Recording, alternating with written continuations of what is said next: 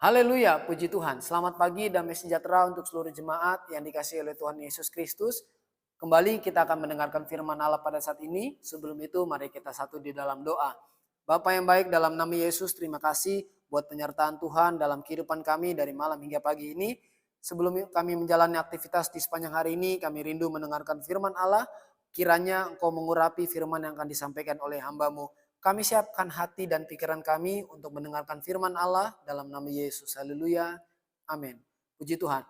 Bapak Ibu Saudaraku yang dikasihi oleh Tuhan Yesus Kristus, kembali saya akan melanjutkan pembahasan Alkitab kita. Pada saat ini saya akan membahas kitab Kejadian pasal yang ke-12, mulai ayat yang pertama sampai ayat yang ke-9.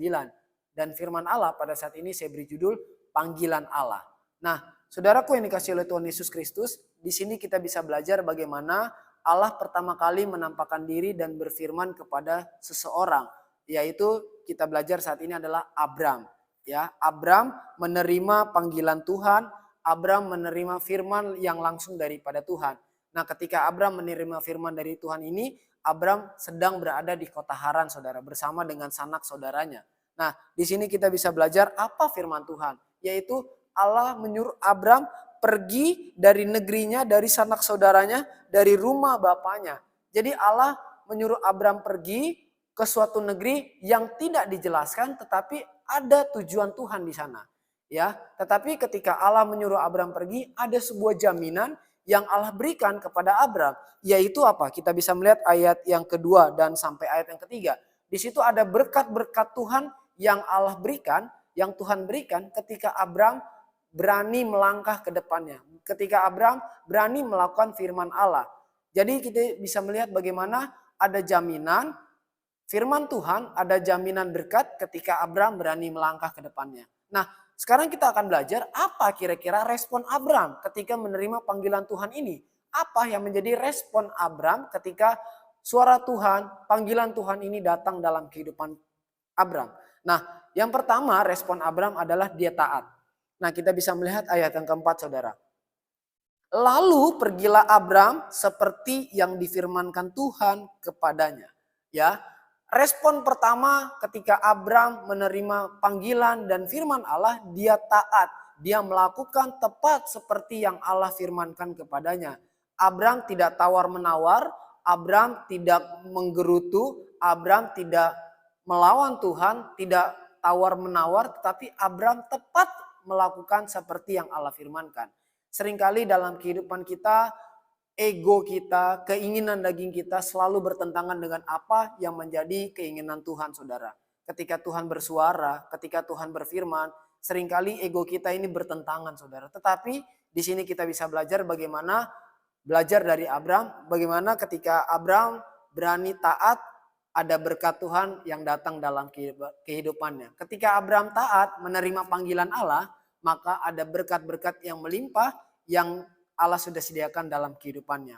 Nah, apa kira-kira respon yang Abram lakukan? Yang kedua adalah Abram berani membayar harga. Kita bisa melihat ayat yang kelima, di situ bagaimana Abram hanya membawa istrinya, Lot, dan juga harta benda yang didapat mereka di kota Haran.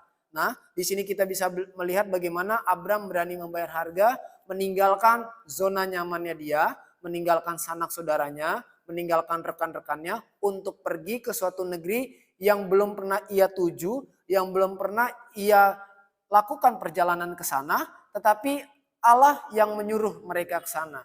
Dan Abram berani membayar harga, meninggalkan zona nyamannya untuk taat terhadap perintah Tuhan, terhadap panggilan Allah. Abram taat dan dia berani bayar harga. Kita bisa melihat endingnya Allah memberikan upah yang begitu luar biasa dalam kehidupan Abram.